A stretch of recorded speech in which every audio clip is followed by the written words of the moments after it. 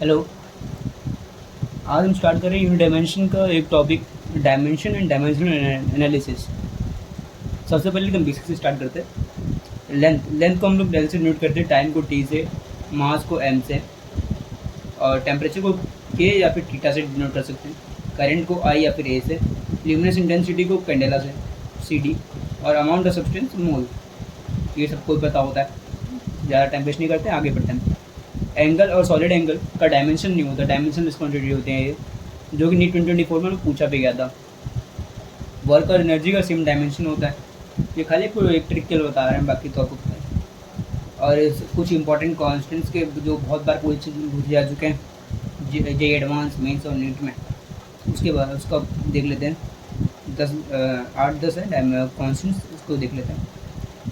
Gravitational constant जी, इसका formula होता है F is equal G m1 m2 upon R square. ये ग्रेविटेशनल चैप्टर में आएगा। और इसको अगर जी को हम लोग कॉन्स्टेंट मांग रहे हैं, यहाँ पे देख लीजिए, तो इसको जी को यहाँ पे रख के एफ को उधर ले जाके और आर को इधर इक्वेट करके ऐसे यहाँ पे एफ फोर्स का क्या होता है, F is equals to M A, M हो गया मास, और एल टी -2 हो जाएगा इसका एक्सेलरेशन का, तो एम एल टी -2 हो जाएगा। एम एल टी -2 -2 यहाँ पे इक्वेट के रखा, और आर हो गया लेंथ को भी इधर रख दिया, और ए मास का, तो मास का स्क्वायर, तो एम से एक एम कटेगा, तो यहाँ पे एक बचेगा, तो एम ऊपर जाके m-1 L3 T-2 हो जाएगा। सेम स्प्रिंग कांस्टेंट का अगर के निकालना है, तो फोर्स इज इक्वल्स टू के और एक्स लेंथ हो जाता है, डिस्टेंस को एल ऐसे डिनोट करते हैं। तो के कांस्टेंट का निकालने के लिए फोर्स अपॉन में लेंथ, तो एम एल टी -2, एल से एल कैंसिल हो जाएगा, यहाँ पे एम टी -2 हो जाएगा। गैस कांस्टेंट के लिए P V equals to N R T, जो के टी जी चैप्टर में भी आपको आएगा।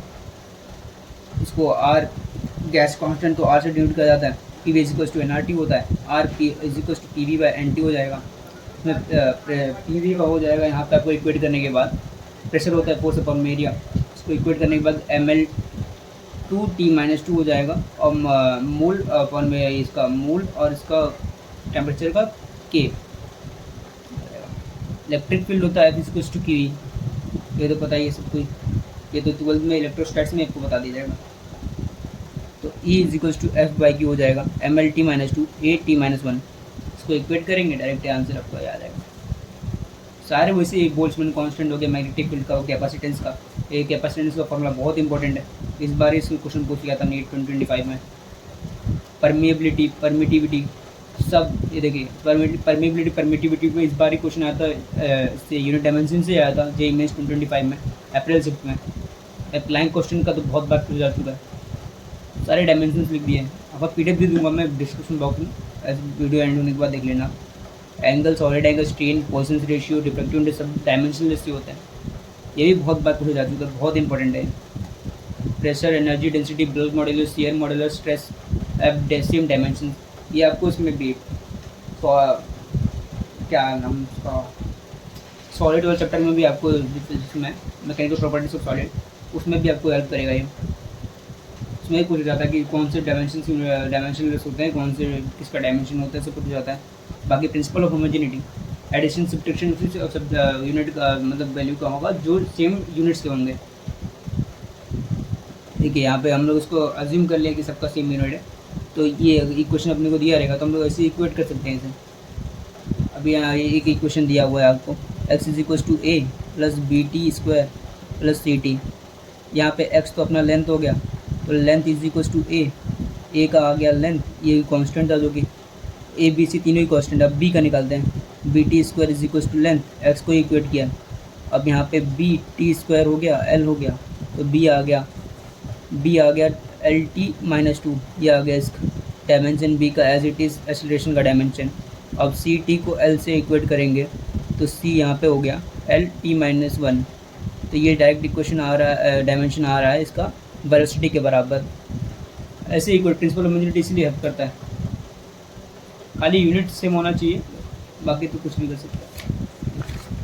बाकी ये क्वेश्चन है, ये भी करा देख लेते हैं कैसे होता है। v is equals to alpha T plus beta X plus gamma X T, ये तो वेलोसिटी है, L T -1, alpha T equate करेंगे, अल्फ़ा यहीं पे रह गया, एल टी -2, इसका एक्सेलरेशन का आ गया डायमेंशन। अब यहाँ पे L T minus one equate करेंगे बीटा एक्स से, एक्स क्या हो गया लेंथ, तो ये लेंथ से लेंथ कैंसिल हो जाएगा, तो बीटा आ गया टी माइनस वन। अब गामा एक्स टी को एल टी माइनस वन से इक्वेट करेंगे तो ये एक्स से एक्स कैंसिल हो जाएगा, एल से एल मतलब वही, और गामा हो गया टी माइनस टू, ये टी जाएगा नीचे ही रहेगा, ये भी अपॉन में ही है समझो, ये आ गया टी माइनस टू। बाकी अब आगे चलते हैं डायमेंशनल एनालिसिस। डायमेंशनल एनालिसिस हमको बहुत जगह हेल्प करता है। जैसे अभी हम लोग को कोई डायमेंशन नहीं पता है, कैप्लस का third law T square is equal to K R cube, हमें इसमें के जो कांस्टेंट है कैप्लस कांस्टेंट, इसका हमें वैल्यू नहीं पता है कि इसका डायमेंशन क्या होगा। डायमेंशन निकालने के लिए हमने इसको टी ए टाइम हो गया, ये आर एल लेंथ हो गया, ये तो इसका डायमेंशन मैंने इजीली निकाल लिया देखो। और किसी भी इक्वेशन को हम लोग डायमेंशनली सही है नहीं चेक करके बता सकते हैं कि इक्वेशन सही है कि नहीं, ये भी चेक कर सकते हैं। और दो फिजिकल क्वांटिटी हम लोग को दिया हुआ है, उसको कंपेयर करके उसका रिलेशन क्या बनेगा वो भी हम लोग देख सकते हैं। और एक कॉन्सेप्ट होता है N1 U1 is equals to N2 U2, उससे भी हम लोग बता सकते हैं कि यूनिट चेंज कर सकते हैं डायरेक्टली। अगर CGS में तो SI में कर दो ऐसे। और ये आगे ये बहुत एक इम्पॉर्टेंट चीज़ है, distance displacement radius light year, wavelength, radius of gyration, focal length, parsec, astronomical unit, सबका डायमेंशन एल ही होता है। Speed, velocity, velocity of light, velocity of sound, terminal velocity, average velocity, orbital velocity, सबका velocity की तरह dimension होता है। Acceleration, average acceleration, acceleration due to gravity, intensity of field, gravitational field, centripetal acceleration, सबका acceleration की तरह dimension होता है। Impulse, change in momentum, MLT -1 होता है। Force, weight, tension, thrust, gravitational force, spring force, जितने भी फोर्स होते हैं सबका डायमेंशन MLT-2। लिमिटेशन इसके होते हैं जिसमें अब प्रोपोर्शनल कांस्टेंट लगा हो कोई भी इक्वेशन में, तो उसको हम लोग डायमेंशन रिलेशन नहीं ले सकते हैं। और ये साइन थीटा, कॉस थीटा, ये सब डायमेंशन लेते तो उससे हम डायमेंशन उससे निकाल नहीं सकते कोई भी क्वेश्चन में दिया हुआ। तो ये ज़्यादा क्वेश्चन था एक वर्क का हम लोग निकालना है। अगर हमें वर्क का निकालना है, वर्क क्या होता है, फोर्स इनटू डिस्प्लेसमेंट। फोर्स क्या होता है MLT-2 और डिस्प्लेसमेंट का L ML2T-2। अब इसमें कहाँ दिख रहा है हम लोग को ML2T-2, सेकेंड ही दिख रहा है, तो एक का सेकेंड हो गया। अब फोर्स निकालना है, फोर्स तो अभी दिखाई, मास इनटू एक्सीलरेशन, मास हो गया m और LT-2 एक्सीलरेशन हो गया, तो ये MLT-2 हो गया। तो ये MLT-2 इसका फर्स्ट ऑप्शन नहीं दिख रहा है, ये भी सही हो गया। अब प्रेशर होता है फोर्स अपॉन में एरिया,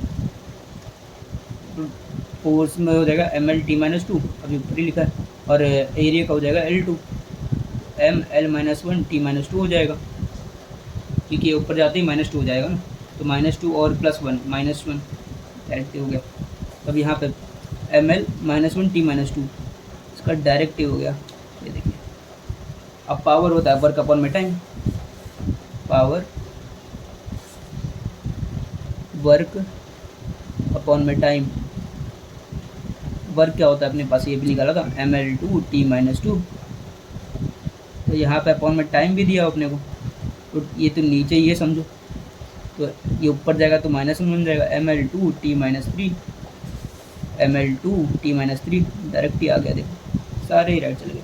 और यहाँ पे इसको मैंने लिख भी दिया, तो PDF चाहिए तो मैं डिस्क्रिप्शन बॉक्स में डाल दूँगा, बाकी टेबल भी देने वाला हूँ, वो बहुत हेल्प करेगा आपको। और क्वेश्चन प्रैक्टिस के लिए 2-4 क्वेश्चन भी डाल दूँगा PDF में। ये यूनिट कन्वर्जन है, ये बहुत हेल्प करेगी आपको। एक एंगस्ट्रॉन बराबर होता है 10⁻⁻10 मीटर, और एक इलेक्ट्रॉन वोल्ट होता है 1.6 10⁻⁻19 जूल।